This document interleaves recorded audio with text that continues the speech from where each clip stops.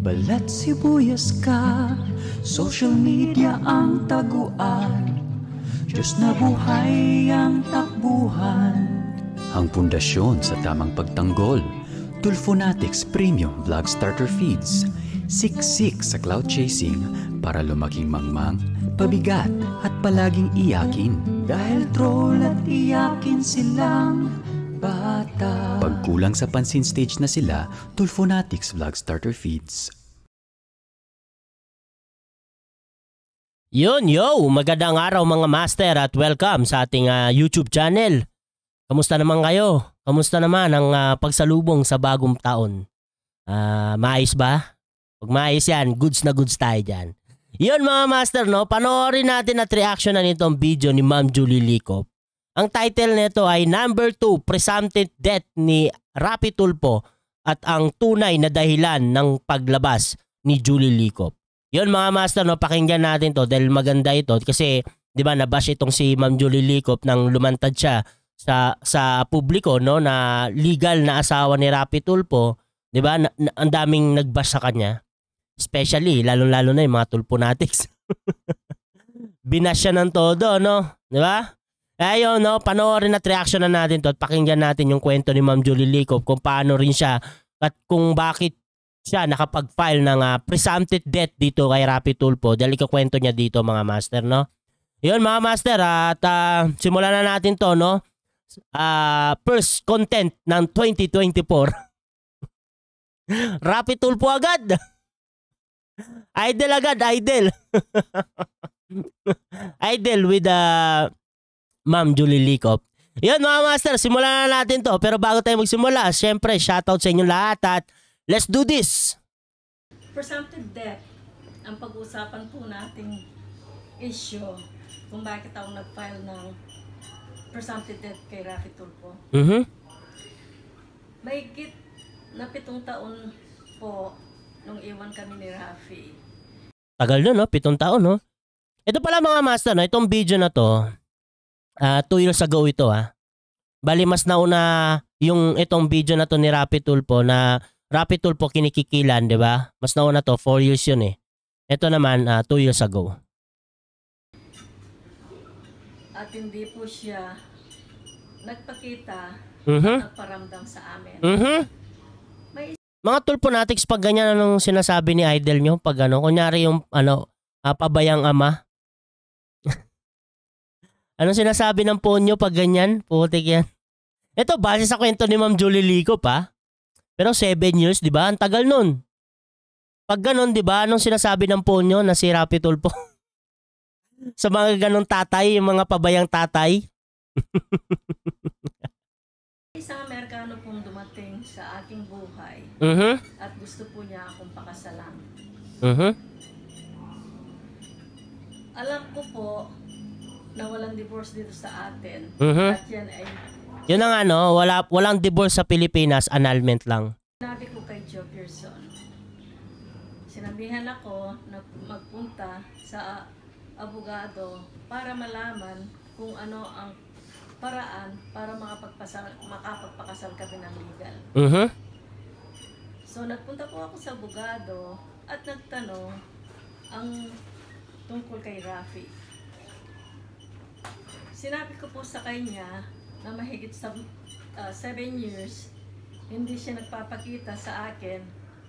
At isa pa, nung makausap ko ang kanyang manager na si Mr. Viduya, ay sinabi sa akin ni Mr. Viduya na nakita niya si Rafi na 4 na katao ang kumuha sa kanya at sinakay sa van. Sinakay sa van? 4 na katao ang kumuha kay Rapi Tulfo at sinakay sa van. Tapos? At mula noon, ay hindi na niya ito nakita. O yan, di ba? Mapapaisip ka na talaga dyan na baka nga wala na si Rapi Tulfo. Di ba? Base ito sa kwento ni Ma'am Julie Licop, Base ito sa kwento ni Ma'am Julie Licop. Kasi isipin mo, di ba? Ganun yung mga tao na sa madaling salita, yung tinutumba. Yung pinapatao ba? Hindi. Ano pala yung baril pala yung pinapatao. Pero yung mga sinasalvage, di ba? Ganun yung karamihan nangyayari sa mga sinasalvage. Yung mga makikita nyo na lang, patay na, di ba? Merong kwento na may dumukot dyan may kumuha dyan tapos sinakay sa van, di ba? Nauso pa nga, di ba, dati yung puting van. Meron pa nga video dati na na naging trending yung may humintong puting ban doon sa lalaki. Tapos yung lalaki nataranta kasi may biglang humintong puting ban sa harapan niya. 'Di ba? Ganun 'yun, 'di ba? Tapos after noon, makikita na lang wala na, patay na, 'di ba? Kaya din siguro inisip na rin ni Ma'am Julie Licop na wala na nga si Rapi Tulfo dahil nga may kumuha daw kay Rapi Tulfo na 4 na katao at ito'y sinakay sa van. After noon, hindi na nila nakita, 'di ba? Yes, kaya siya nakapag-file ng presumptive death. Nung 1 taon gulang ang aking anak, pumunta kami sa kanyang auntie Corazon sa Maynila, Guadalupe. Ang auntie po niyang yun, ang kanyang tinutuluyan nung nagtatrabaho siya sa Makati. At nagtanong po ako sa kanya kung alam nila kung nasaan si Rafi. Ang sabi sa akin ni Auntie Corazon ay hindi niya alam at wala siyang balita tungkol kay Rafi. So naisip ko po, nung sabihin sa akin ni Mr. Biduya na kinuha si Rafi ng 4 na katao, at ang sagot ni Ate Corazon ay hindi nila alam kung nasaan siya. So naisip ko, baka nga wala na siya.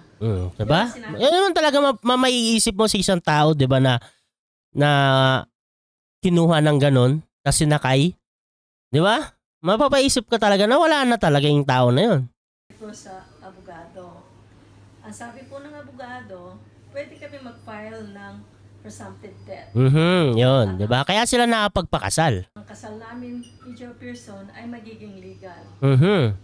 At kung sakaling si Rafi Tulfo ay darating or lilitaw, hindi niya pwedeng i-demanda ng bigamy. Oh, yun din pala, no? Para hindi rin may demanda ng bigamy kasi nga legal naman yung pagkakakasal, no? Dahil ang presumptive death ay pwede kang magpakasal ng legal. So, ang mga tao po, mga fans ni Rafi, hindi ko pinatay si Rafi Tulfo. Ito mga Tulfo natics, hindi pinatay ni Ma'am Julie Licop si Rafi Tulfo, ha? Balig, ang nangyari, 'di ba? Ang nangyari kasi tinanong ni Ma'am Julie Licop, yung manager ba 'yon, 'di ba? Manager, correct me if I'm wrong. 'Di ba? Manager ni Rapi Tulfo. Tapos nakita daw ng manager ni Rapi Tulfo na ito daw si Rapi Tulfo kinuha ng 4 na katao tapos sinakay sa van. Kaya 'yun, inisip na lang ni Ma'am Julie Licop na wala na si Rapi Tulfo kasi gano'n naman talaga yung mga nangyayari sa mga tao na dinudukot, 'di ba? Pag dinukot, sigurado na 'yon. Di pa na lang kung kidnap for ransom 'yan. May kapalit, 'di ba? Pero kung walang tawag, walang kidnap for ransom, matik na 'yon, 'di ba? Kaya iniisip niya patay na si Idel. Pero hindi niya pinatay si Rapi Tulfo, ha. Base lang din 'yon sa nabalitaan ni Ma'am Julie Licop, 'di ba? Kasi nagtanong siya. Para sa mga tagahanga niya, gumamit lang po ako ng proseso para legal process. Ano ni Rapi Tulfo yan? Hate yan. Mabagal daw pag due process. makapagpakasal ako at mabigyan ko ng magandang kinabukasan ang aking anak. Tama naman kasi yung decision din ni Ma'am Julie Licop, 'di ba? Yung maghanap na siya ng makakatulong sa kanya. Kasi isipin mo, 'di ba? Maghihintay ka pa ba ng ganun klaseng tao? Mga Tulfo natics, kung sa inyo nangyari yung ganyan kay Ma'am Julie Licop, 'di ba? Masisisi nyo ba siya na nagpakasal siya sa iba? At pinailan niya na lang ng presumptive death itong si Rapi Tulfo para yung kasal niya sa iba ay maging legal. 'Di ba? Hindi niyo siya masisisi. Kasi nga, maghihintay ka sa taong ganun. Mga Tulfo natics. Hintayin niya yung phone nyo. Ito, base sa kwento ni Ma'am Julie Licop, ay hintayin niya si Rapi Tulfo. Tama lang din yung desisyon niya para hindi siya mahirapan, di ba? At yung presumptive death ay naaprubahan naman dito. Kaya legal. Legal po siya. Yun ang dahilan kung bakit ako nag-file ng presumptive death. Dahil na po alang-alang sa aking anak Dahil alam ko, kung hindi ako magkikipagkasal kay Joe Pearson, hindi ko mabibigyan ng magandang bukas. Kaya po sana, bago ninyo ako husgahan, sana po ay alamin muna ninyo kung paano ang nangyari sa amin. Hindi Mga tulponatics, bago kayo manghusga, alamin nyo muna yung two side of the coin, di ba? Pakinggan nyo yung magkabilang panig. Hindi yung isa lang yung napakinggan nyo, yun na yung paniniwalaan nyo. Di ba? po ako ang nag-iwan kay Rafi. Base naman talaga sa mga kwento ni Ma'am Julie Licop, hindi naman si Ma'am Julie nang iwan eh. Si Rafi Tulfo. Isipin nyo mga tulponatics. 5 months pa lang sa sinapupunan ni Ma'am Julie Licop, yung anak ni Rafi Tulfo na si Grandy, umalis na yung idol nyo. Isipin nyo yun? Di ba? Base sa kwento ni Ma'am Julie Licop ha? Ngayon, ang sinasabi po niya ay akong unang nag-asawa.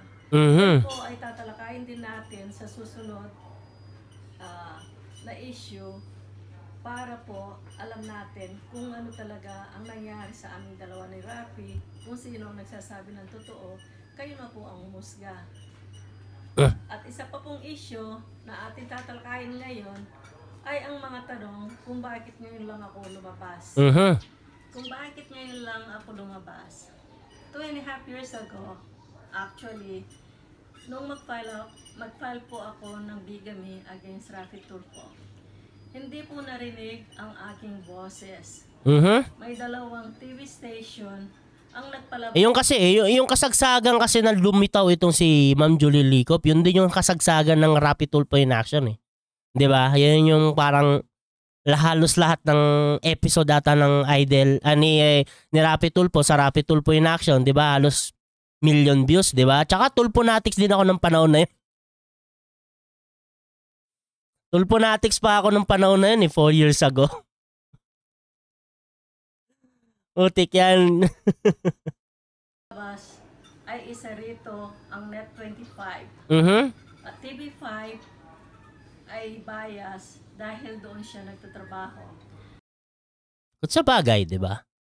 Hindi nga ito masyadong lumabas sa mga TV pero hindi talaga yun napag-usapan ng todo, di ba? Hindi siya napag-usapan ng todo. Narinig lang nila ang boses ni Rafi. Ang maliit kong boses. Saka yung panahon na yun, parang hindi pa sobrang patok yung mga yung social media. 4 years ago. So, sobrang patok na ba? Parang hindi pa, no? Ay hindi narinig. Nagkataon lang po na kumakandidato siya bilang senador ngayon. Kasabay po ng paglitaw ko. Dahil marami rin mga vloggers na gusto akong paglitaw ni Ma'am Julie Licop? Di ba 4 years ago yung unang paglitaw ni Ma'am Julie Licop?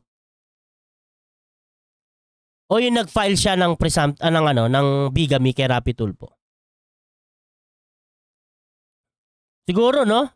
Yun lang siguro yung kaya mas pumutok kasi nga tumatakbo na ng pagkasenador itong si Rafi Tulfo, di ba? Yung 2 years ago, yung tumatakbo na siyang pagkasenador. Makapanayam upang mailabas ang katotohanan at malaman ang kwento ng panig ko. Kaya ganoon po ang nakakapagsalita ako. Marami na sa inyo ang nakapanood ng mga interview ko.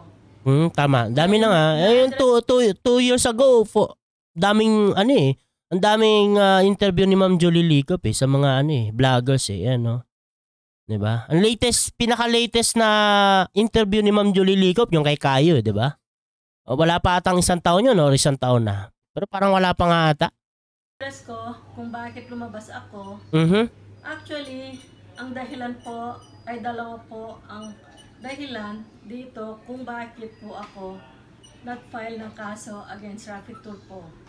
Kasi po, napanood ko sa YouTube ng kumakandidato si Jocelyn Pua. Sa party list, doon po ay kinuwento niya at 23 years old siya nung makita niya ang babaeng ito. May papanood daw sa inyo mga master na Ito yung video na yan. Yan. Yung kwento ni Rapi Tulfo ng 23 years old daw siya. Pakinggan muna natin to bago natin ituloy yung video ni Ma'am Julie Licop. Pero medyo mahina kasi yung audio nito eh. Doon sinasabi kong chismis ng love life ko. Ganun yan. Nung ako po 23 years old pa lamang, naimbitahan akong pumunta. Ito, basahin natin. At 23 years old, kanyang inamin kung paanong nakilala at niligawan si Jocelyn Pua habang ako ay 5 buwan na buntis sa kanyang anak na si Grendy Licop Tulfo. Masakit 'di ba pagkatapos ng maraming taon at iyong malalaman ang katotohanan na kanyang ginawa habang ako ay buntis sa kanyang anak, siya ay nanligaw kay Pua. Oh. Pakinggan natin si Rapi Tulfo. Dito sa Kawayan para maging disc jockey. At nung nasabi, and then One day, isang araw.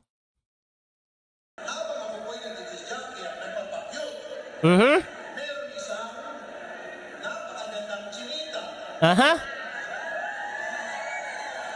Pumunta po sa loob ng FM station namin.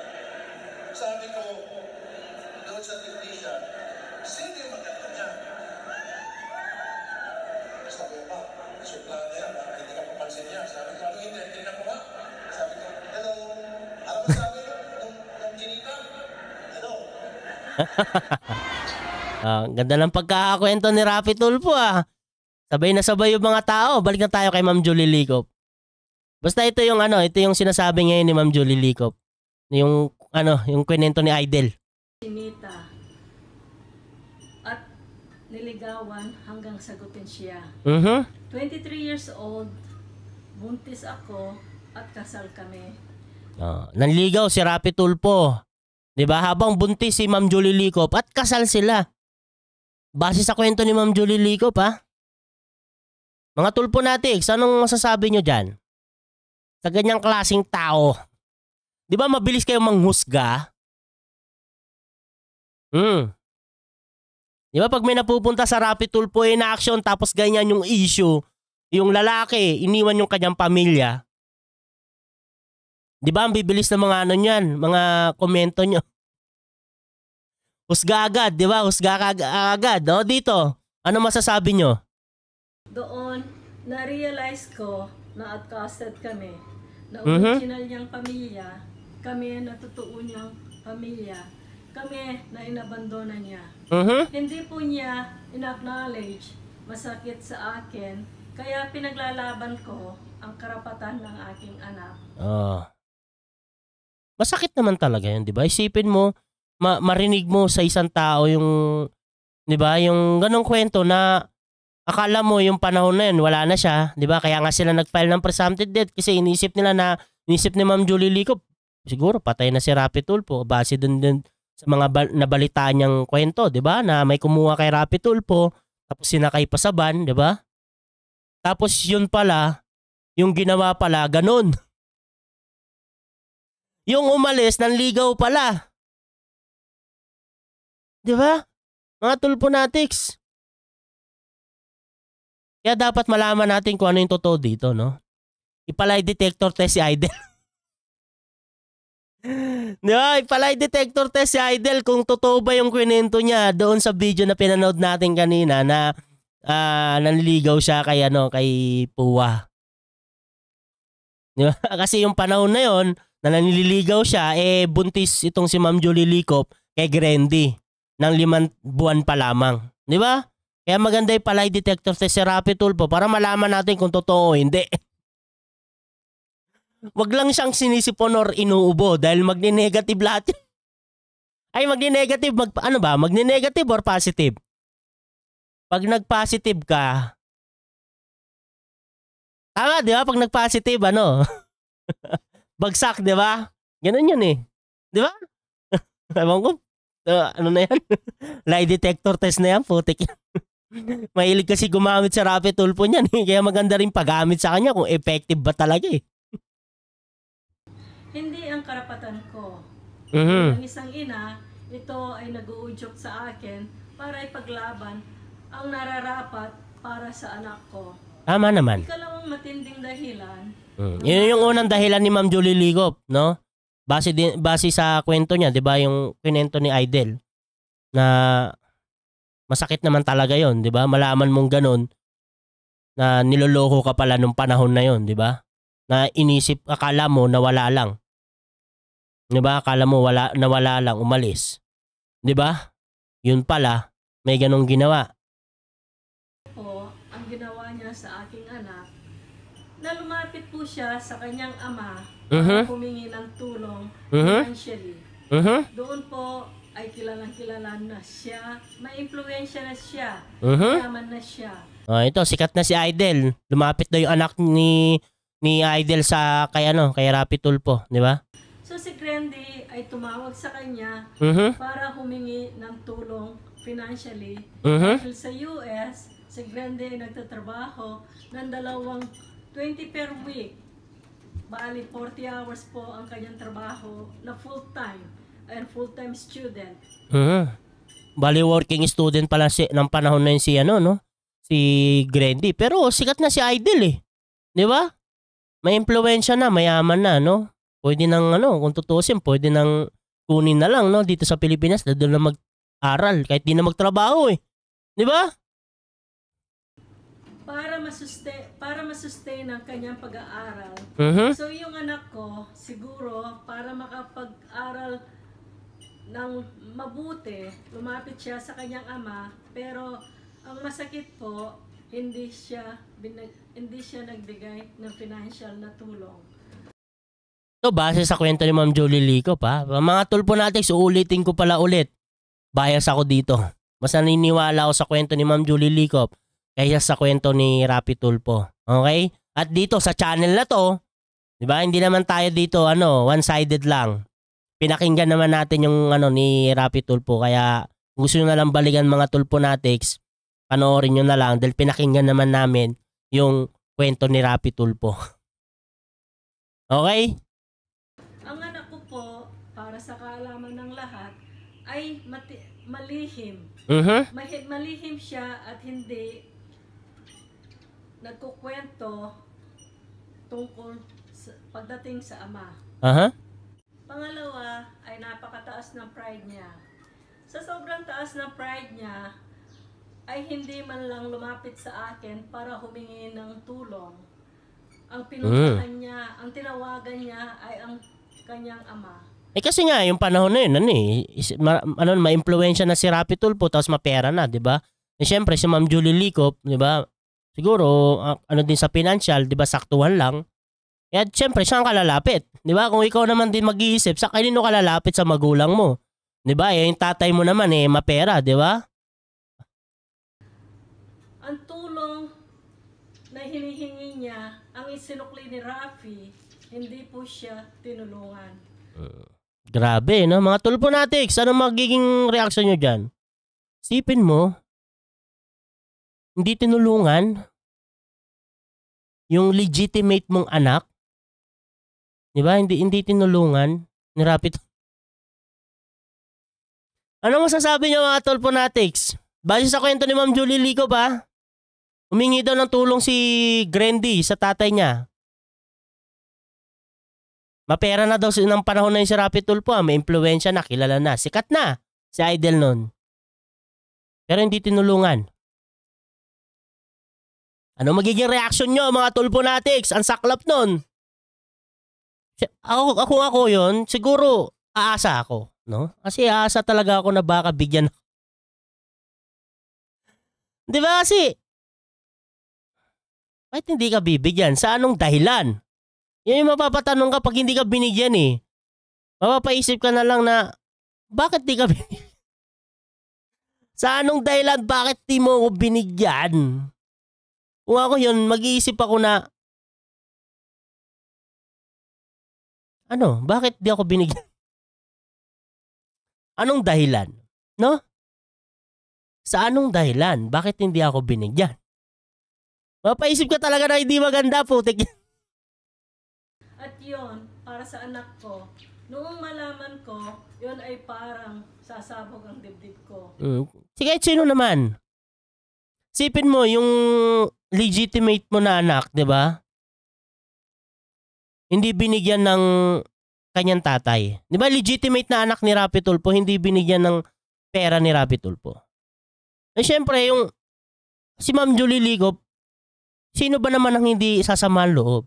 Legitimate na anak mo yan, tas hindi mo binigyan ng pera nang hingi sa'yo. Di ba? Masakit yun para sa isang ina. Siguro ito yung dahilan ni Ma'am Julie Ligop kaya siya nag-file ng kaso kay Rapi Tulfo. Kasi nga, ganyan yung ginawa ni Idol. Sipin nyo yun mga Tulfonatics. Legitimate na anak ng puon nyo na si Rapi Tulfo. Hindi binigyan ng pera yung anak niya na nang hingi ng tulong sa kanya. Humingi ng tulong. Pinansyal. O mga Tulfonatics, anong magiging reaksyon nyo dyan? Tumutulong sa ibang tao at sariling anak, di niya matulungan. Yan pa. Ay napakasakit sa akin. Naniwala ako na napakaraming natulungan na tao ni Rafi Tulfo. Yan pa. Di ba?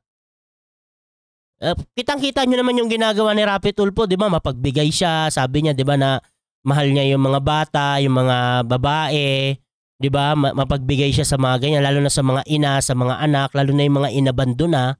Di ba mapagbigay si Rapi Tulfo dyan? Pero dito sa anak niya, hindi siya nagbigay. Di ba? Mga Tulfonatics, anong masasabi nyo? Ito, base sa kwento ni Ma'am Julie Ligop, ha? Anong magiging reaksyon nyo dyan? Putik yan. Ang saklap niyan. Mabait kang tignan sa ibang tao pero sa sarili mong pamilya, ganyan ka? Putik yan. At doon ay natutuwa ako at nakakatulong siya. Pero, bakit kanyang sariling anak na lehitimo ay hindi niya natulungan? Yun na nga, yung tanong dyan, no? Ano kayang dahilan ni Rapi Tulfo, no? Base sa kwento ni Ma'am Julie Ligop, di ba? Ano kayang dahilan ni Rapi Tulfo bakit hindi siya nagbigay sa kanyang lehitimong anak? Di ba? Anong dahilan niya? Kaya yon ay masakit. Sakit talaga yun. Tao na gustong humusga sa akin, bakit ngayon lang ako lumabas, ay marami pong mga bagay pa ang dahilan ng aking paglabas. Ang dalawang bagay na aking binanggit ay yun, ay dalawa lamang. Bilang isang ina. Pero kahit dalawa lang yun, mabigat na dahilan yun. Kung bakit ka lalabas, di ba? Bakit ka lalantad, bakit ka magpa-file ng kaso. Di ba? Mabigat yung mga dahilan ni Ma'am Julie Ligop na talagang sino ba naman kasi ang matutuwa sa ganung bagay, di ba? Makikita mo yung isang tao, di ba, na mapagbigay sa kapwa. Pero sa sariling anak, hindi. Di ba? Kahit sino sasama ang loob eh. Di ba mga Tulfonatics? Kahit sino sasama ang loob. Na kung ito ay nangyari sa inyo, sa mga kababaihan, sa mga kapwa kong inabandon na asawa, yung mga kamag-anak ninyo na nangyari ito sa kanila, ano ang mararamdaman ninyo? Huwag kayong huhusga nang hindi ninyo alam. O mga Tulfonatics, paano kung kayo yung ginawan ng ganyan? Ano yung magiging pakiramdam nyo? Diba? Bago kayo manghusga ng ibang tao. Anong mararamdaman nyo kung sa inyo nangyari yung nangyari kay Ma'am Julie Ligop? Na ganun yung ginawa ni Rapi Tulfo. Diba? Kaya huwag ka agad manghusga. Diba? Dahil ito ay marami pang dahilan kung Dalawa pa lang yun. Pero mabigat na yung dahilan na yun. At yan po ang aking, hanggang dito na lamang po ang aking kwento tungkol sa mga bagay na ito. At huwag po ninyong kalimutan mag-like Hanggang dito lang pala. and subscribe para po sa susunod na kwento ko ulit. Hmm. Salamat po. Hanggang dito lang yung video ni Ma'am Jolie Licop eh. Hanggang dyan lang. No? Pero kasi parang wala nang latest na video si Ma'am Jolie Licop after ng huli niyang 1 year ago. Ito, Dubai, ang libingan ni Rapi Tulfo. Meron palang ang libingan ni Rapi Tulfo. Yan mga master, no? Paki-subscribe po tong YouTube channel ni Ma'am Jolie Licop. Malay natin, 'di ba, mag-update si Ma'am Jolie Licop dito sa kanyang YouTube channel, maging updated tayo sa kanyang YouTube channel. Kaya hinikayat ko po kayo na i-subscribe yung YouTube channel ni Ma'am Jolie Licop, 'di ba? Malay natin mag-update sa atin si Ma'am Jolie Licop. Lalo na patungkol dito, no? 'Yun mga master, no? Sana ay yung mga tulponatics, no? Sana ay maintindihan nyo yung dahilan ni Ma'am Jolie Licop kung bakit siya lumantad, 'di ba?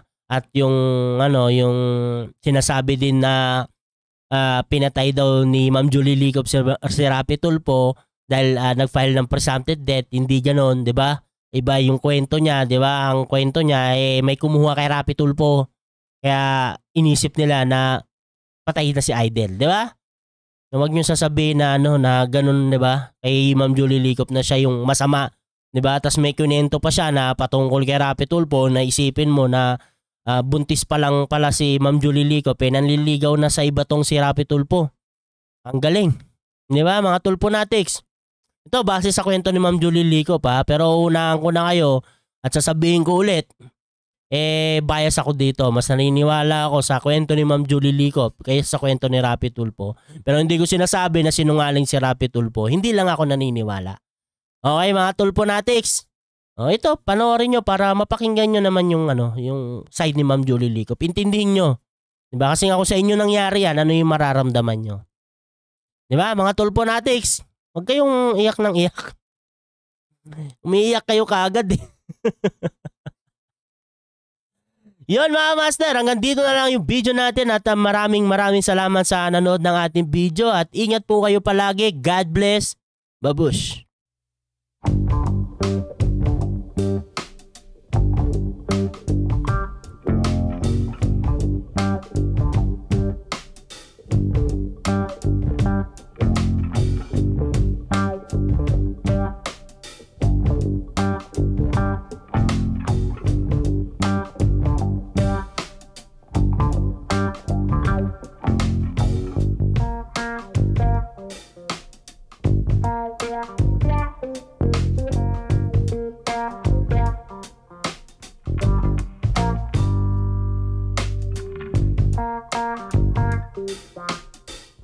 Yeah.